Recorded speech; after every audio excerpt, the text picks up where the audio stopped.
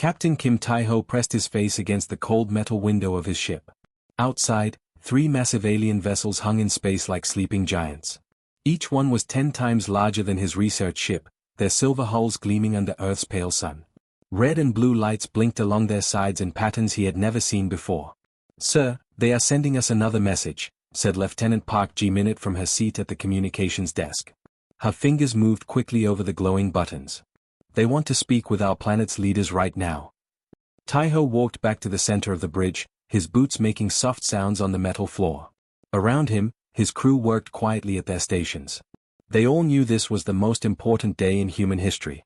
First contact with aliens was supposed to be exciting, but something felt wrong about these visitors. "What do they want to tell our leaders?" he asked. Ji-minute read from her screen. "They say they are from something called the Galactic Council. They want to give us protection and help us grow as a species. But sir, they also sent a list of rules we must follow." "Rules?" Tai-ho raised his eyebrows. "What kind of rules?" "We cannot build more ships. We cannot travel beyond our solar system. We cannot develop certain technologies. We must trade only with species they approve of. And we must pay them resources every year for their protection." The captain felt his stomach tighten. These aliens had been in space for only 3 days, and they were already trying to control humanity. He thought about his daughter back on Earth, only 8 years old, dreaming of becoming a space explorer. Would these aliens stop her dreams before they could begin? "Send them a polite message," Tai-ho said slowly. "Tell them we thank them for their offer and we will think about it carefully." Ji-minute looked surprised. "Sir, they seem to expect an answer right away. Their message says most species agree to their terms immediately." "Most species are not human," Tai-ho replied with a small smile. "Send the message." Down on Earth, in a secret government building in Seoul, Admiral Lee Dong-wook read the same alien demands on his computer screen. Around the long table, other military leaders and scientists looked worried and angry. "They want to treat us like children," said General Park Min-ho, hitting his fist on the table.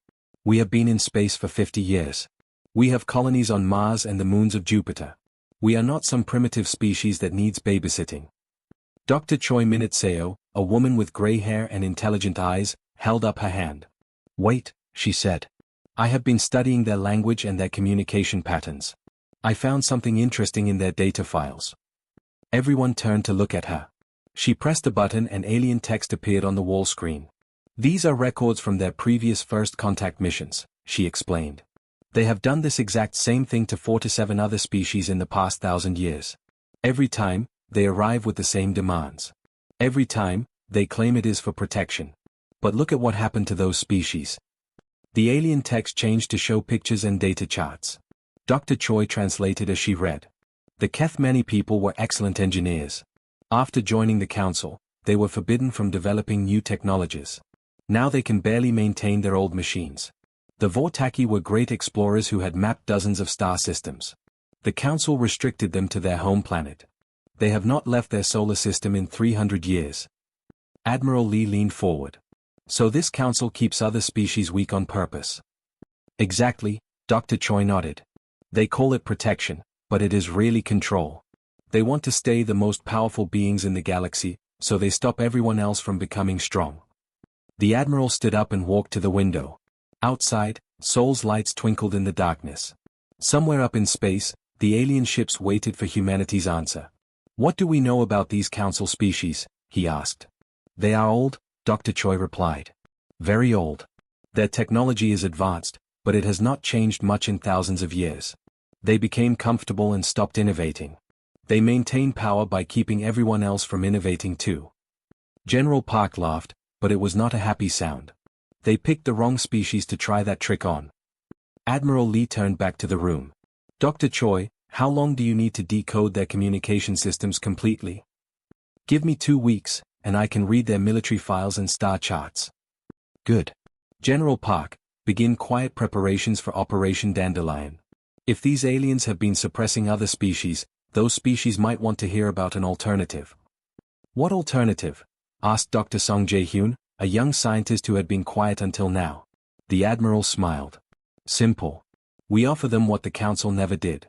Real friendship. Equal partnership. No restrictions, no tribute, no control. Just cooperation between free peoples." Back in space, Captain Taiho received a message from Earth Command.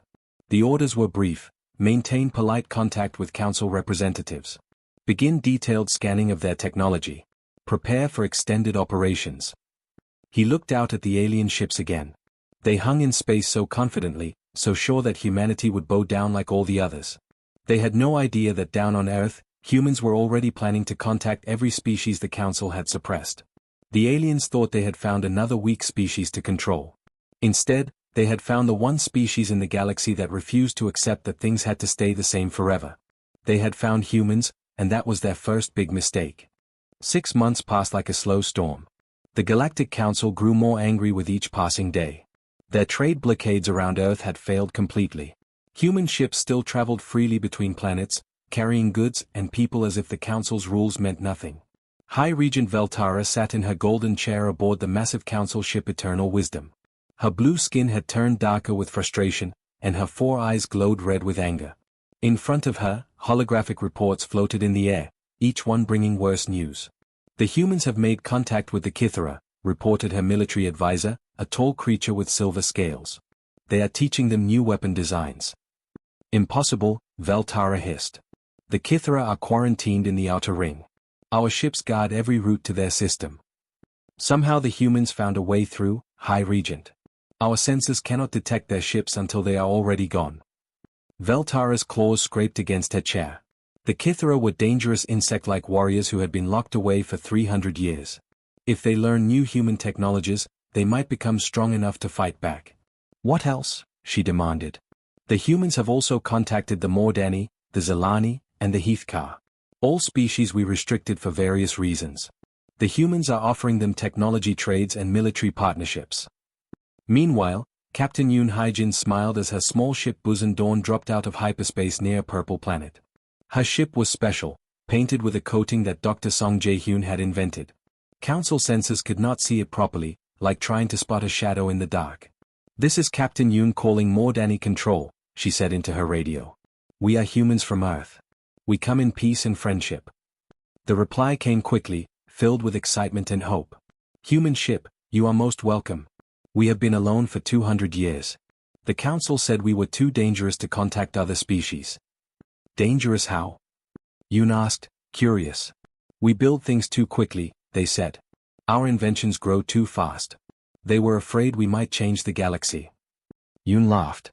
"That sounds exactly like what we want to do. Would you like to trade ideas?" On Earth, General Kwon Sung-ho stood in the secret command center deep underground. The walls were covered with star maps showing dozens of solar systems. Green lights marked human allies, red lights showed Council forces, and yellow lights indicated species they were still trying to contact. Report from Captain Nam in the Vega system, announced his aide, Major Shin Dia-young. "The Zelani have agreed to share their biological healing technology. In exchange, we are teaching them quantum physics." "Excellent," General Kwon said, marking another system green on his map. "What about the Heathkar?" "Captain Lee made contact yesterday.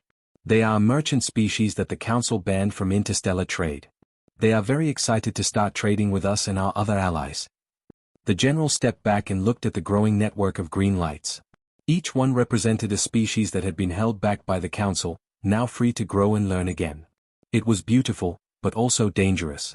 "Sir," Major Shin said quietly, "we are receiving angry messages from the Council every day. They are threatening economic punishment and military action." "Let them threaten," the general replied. "They cannot stop us from making friends." Back in Council space, High Regent Veltara paced around her command room like an angry cat. Her advisors watched nervously as she moved back and forth, her claws clicking on the metal floor. "How many species have the humans contacted?" she demanded. 17 confirmed, High Regent. "Possibly more that we have not detected yet." 17. Veltara's voice rose to a shriek. "In 6 months, they have undone 3 centuries of careful control. The humans are not following standard protocols," her military advisor explained. "Normal species make contact through official channels and negotiate slowly. The humans simply appear wherever they want and start making friends immediately." "And our member species? Are they remaining loyal?" The advisor hesitated. "Some are asking questions, High Regent. They want to know why we never told them about technologies the humans are sharing freely." Veltara stopped pacing. This was her worst fear. If the Council's own member species started demanding freedom, the entire galactic order would collapse. Prepare a demonstration, she ordered coldly. The humans need to learn their place, and our member species need to remember why they follow our rules. What kind of demonstration, High Regent? Choose a human colony. A small one, with many civilians. We will destroy it completely. This will show everyone what happens when you defy the Council. Captain Park G-Minute was now commanding her own ship, a fast scout vessel called Soul Star. She was returning from a successful mission to contact the Zelnogi, a species of flying creatures the Council had restricted for being too unpredictable. Earth Command, this is Soul Star, she reported over the radio. The Zelnogi are very interested in joining our alliance. They have amazing atmospheric flight technology that could help our colony ships. Excellent work, Captain Park, came the reply from General Quan. Return to base for debriefing. But as her ship approached Earth, G-Minute saw something that made her blood run cold. 3 massive Council warships hung in space near Earth's moon, their weapons pointed toward the planet. Earth Command, we have a problem, she said urgently into her radio. Council battle fleet in Earth orbit. They look like they are preparing to attack. Down on Earth, alarms began ringing in every military base. The Council had finally decided to teach humanity a lesson through violence. But they had made another mistake. They thought humans would be frightened by their big ships and surrender quickly. They did not know that humans had spent 6 months preparing for exactly this moment. The warning came at dawn. Colony Administrator Park Soo-jin was drinking her morning coffee when the emergency alarm filled her office with red flashing lights. Outside her window, New Jeju Colony looked peaceful. Farmers were walking to their fields, children were playing in the streets, and the morning sun painted everything gold. Administrator Park, came the urgent voice over her radio. 3 Council warships just appeared in our system. They are heading straight for us. Soo-jin set down her coffee cup with steady hands. She had been expecting this day for months. How long until they arrive? 2 hours, Begin evacuation protocol immediately. All civilians to the underground shelters.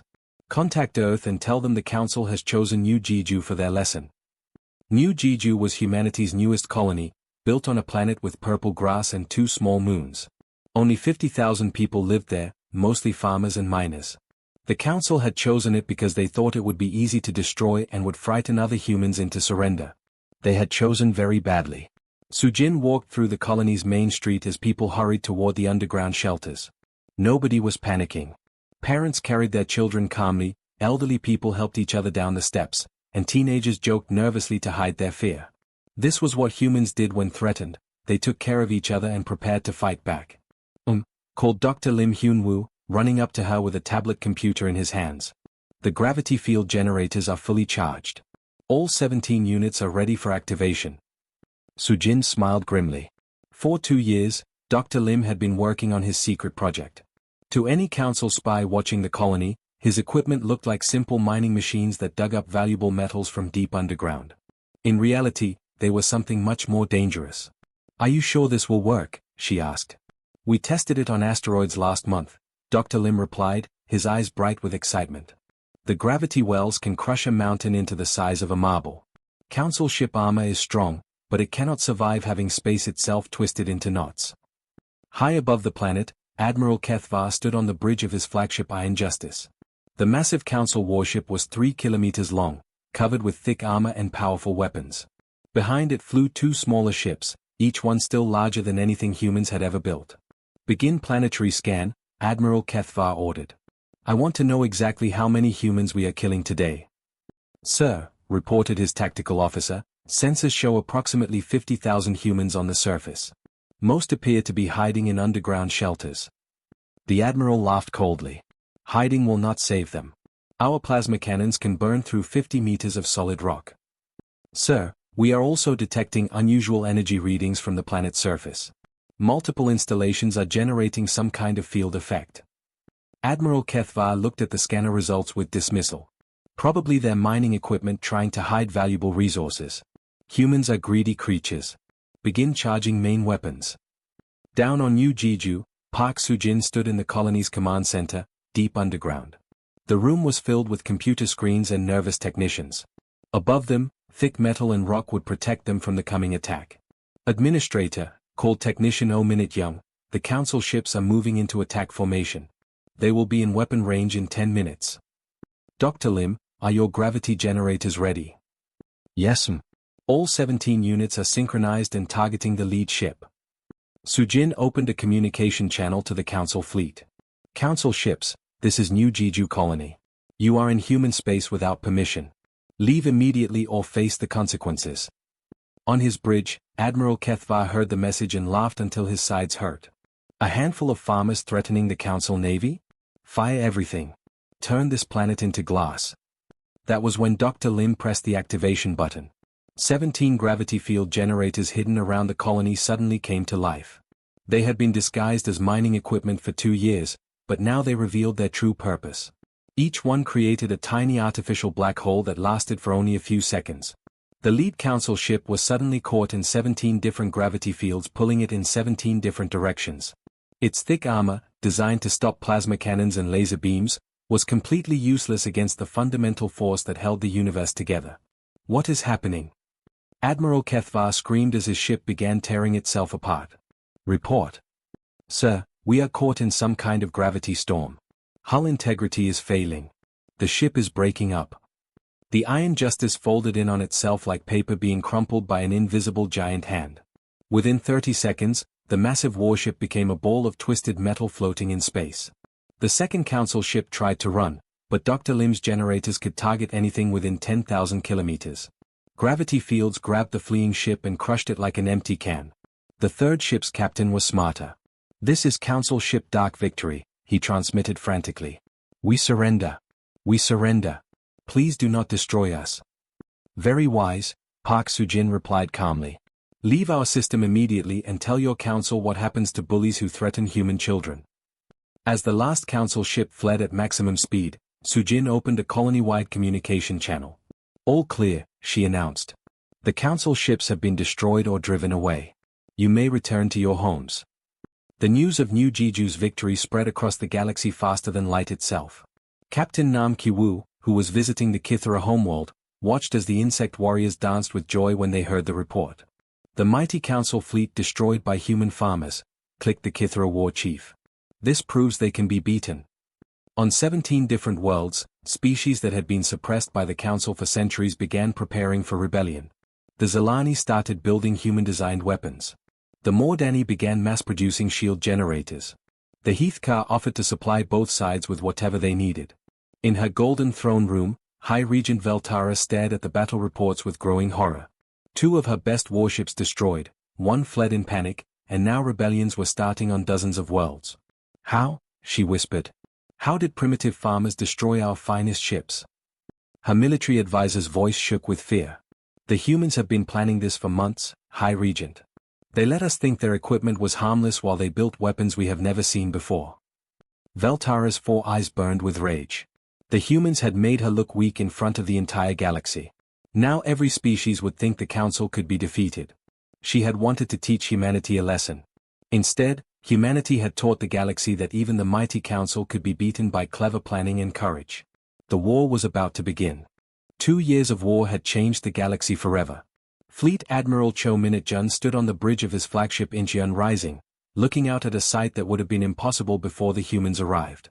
Ships from dozens of different species flew together in perfect formation, sleek human vessels, crystal-like Mordani cruisers, and the organic-looking ships of the Zilani. Admiral, reported Commander Han So-young from her station, Captain Nam's task force has successfully taken the Vega system. 3 more Council client species have joined our alliance after seeing our victory. Cho smiled tiredly. This was how every battle ended now. The Council would send their ships expecting an easy fight, but instead they would face an enemy that fought unlike anyone in galactic history. Humans did not just win battles, they turned every victory into a reason for more species to join their cause. How many new allies this month? He asked. 14 species have officially joined the rebellion, sir. Another 23 are providing secret support. The war was spreading across half the galaxy, but it was not the kind of war the Council understood. They had been fighting the same way for thousands of years, bring overwhelming force, crush the enemy quickly, and rule through fear. But humans had turned war into something completely different. Dr. Bae Jung Minute worked frantically in the ship's laboratory, putting the finishing touches on her latest invention. The quantum communication array looked like a collection of spinning metal rings surrounded by glowing crystals. When activated, it could send messages instantly across hundreds of light-years, even through Council jamming systems. "Admiral," she called out, "the new broadcast system is ready for testing." "Excellent. Commander Han, prepare to transmit Captain Lee's victory report to every system in the galaxy." This was the human secret weapon that the Council had never expected: information. Every time human forces won a battle, every time they liberated an oppressed species, every time they showed mercy to surrendering enemies, the story was broadcast across the galaxy within hours. On the bridge of the Council superdreadnought Eternal Dominion, Supreme Admiral Zeth Korvac read casualty reports with growing desperation.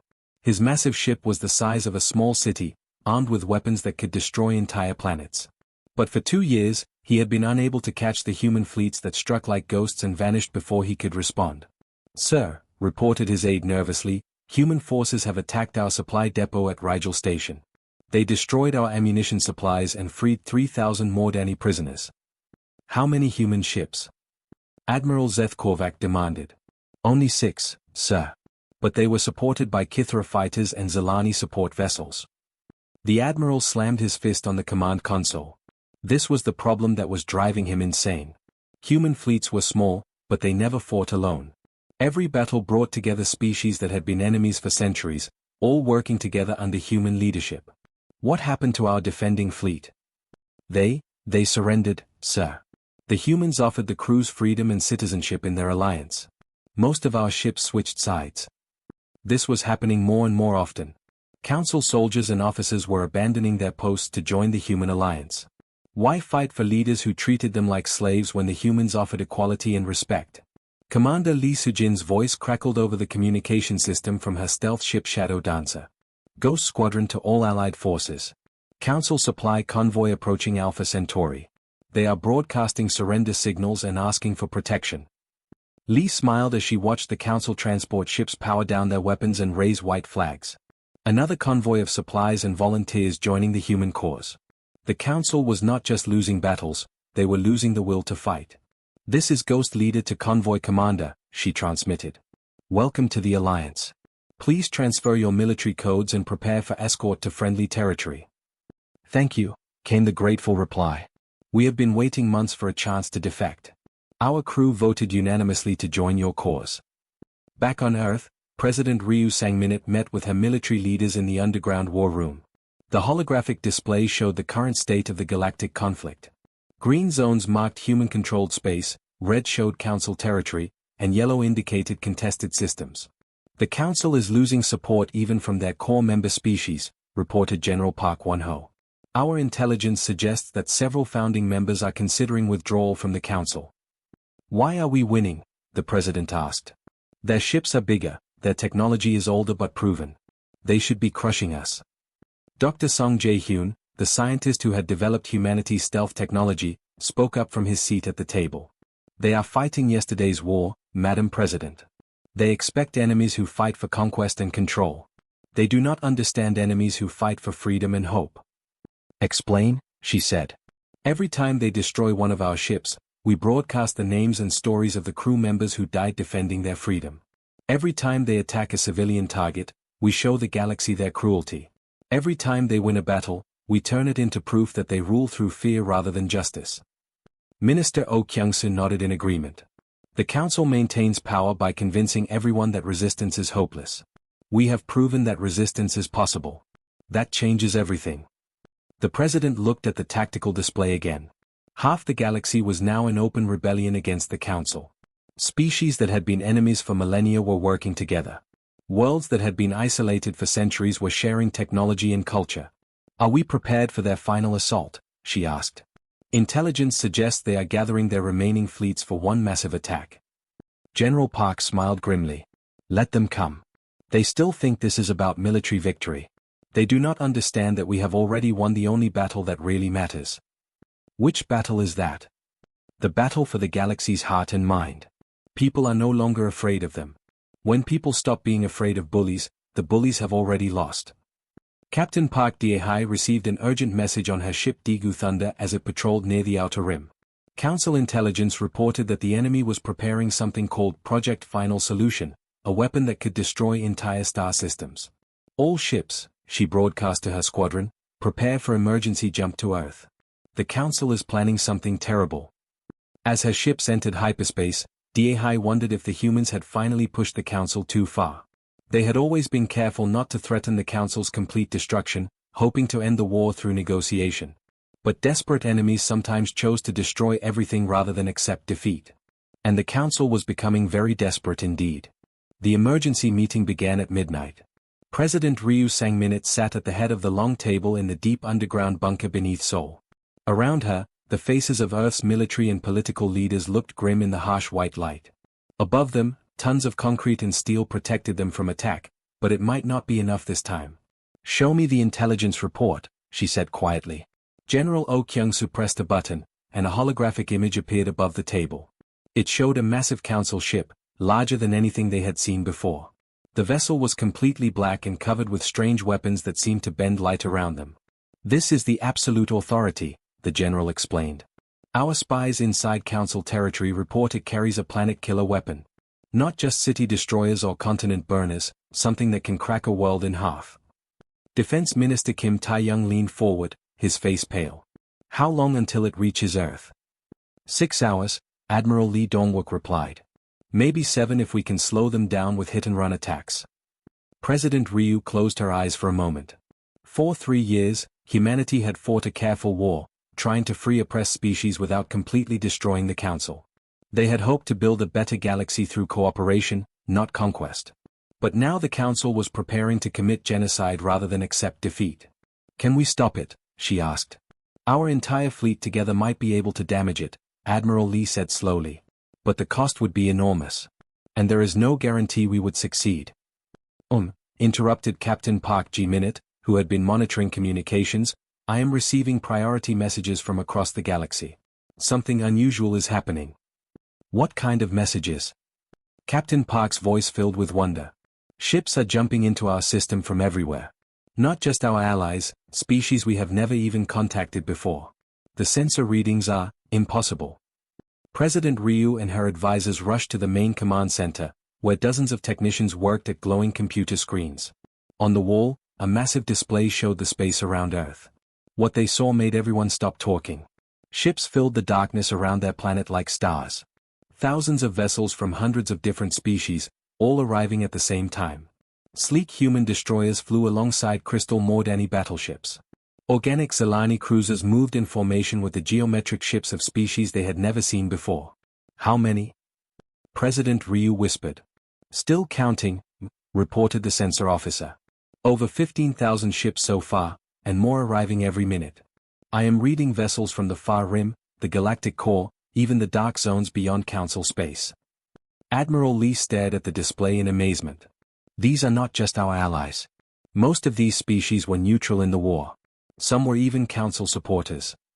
Captain Park Dae-hai watched from the bridge of her cruiser Daegu Thunder as the largest fleet in galactic history assembled around Earth. She had commanded her ship through dozens of battles, but she had never seen anything like this. Species that had been enemies for thousands of years were flying together in perfect harmony. "Captain," called her communications officer, "we are receiving a message from the Valkyrie Imperial Fleet. They want to coordinate their weapons systems with ours." Dae-hai shook her head in disbelief. The Valkyrie had been Council allies for centuries.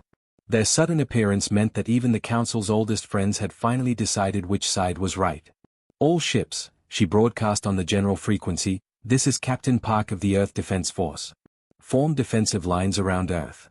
Today we protect not just one world, but the future of freedom in this galaxy." 6 hours later, the Council's planet-killer Absolute Authority dropped out of hyperspace at the edge of Earth's solar system. High Regent Veltara stood on its bridge, expecting to see a small human fleet desperately trying to protect their homeworld. Instead, she found herself facing the combined might of half the galaxy. "This is impossible," she whispered, her 4 eyes wide with shock. "Where did all these ships come from?" Her military advisor's voice shook with fear. "High Regent, I am reading vessels from over 300 different species. Many of them are our own member states." "Our members? Which ones?" "The Altrian Republic has sent their entire navy. The Centauri Federation is here with 200 warships. Even the Andromedans have sent a fleet, and they have been neutral for 10,000 years. Veltara's claws scraped against her command chair as the terrible truth became clear. The threat to destroy Earth had finally forced every species in the galaxy to choose sides. And they had not chosen the Council. Her communications officer reported quietly, "We are receiving surrender demands from everyone. The human president is asking us to power down our weapons and prepare for inspection." "Never!" Veltara screamed. "We are the rightful rulers of this galaxy. Fire the planet killer. Destroy Earth and show them the price of rebellion." The weapons officer said nervously, "The planet killer weapon requires 10 minutes to charge. But at this range, they will destroy us long before we can fire." Through the bridge windows, Veltara could see the massive Allied fleet moving into attack formation. Ships that had never worked together before were coordinating like they had trained together for years. Human tactical doctrine, shared freely with all their allies, had created a unified force that the Council could not match. "High Regent," came another report, "our core worlds are reporting mass rebellions. Our government is collapsing. Even our home guard fleets are joining the alliance." Veltara sank into her chair as the weight of total defeat crushed her spirit. In trying to destroy humanity, she had united the entire galaxy against the Council. Every species, every world, every thinking being had finally seen the Council's true nature and rejected it. "Power down all weapons," she said quietly. "Send our surrender." 6 months later, Ambassador Jung Minotaur stood before the new Galactic Assembly on the neutral station that orbited the galaxy's center. Representatives from over 400 species filled the Great Hall, their different forms and voices creating a symphony of diversity that had never been heard before. "Friends," she said, her voice carrying to every corner of the vast chamber, "we gather not as conquerors and conquered, but as equals. The old system of rule by fear and control is dead. Today we begin building something new, a galaxy where every species has the right to choose its own destiny." She looked out at the assembled delegates and felt a deep sense of irony. 3 years ago, humans had just wanted to explore space and make friends. The Council's attempt to control them had accidentally made humanity the center of a galactic revolution. "We never wanted to rule you," she continued. "We only wanted the freedom to dream our own dreams and reach for our own stars. Now all of us have that freedom." In the audience, former High Regent Veltara sat with the other Council representatives. They were no longer prisoners. The new alliance believed in justice, not revenge. They would be allowed to return to their worlds as private citizens, free to build better lives under the new system.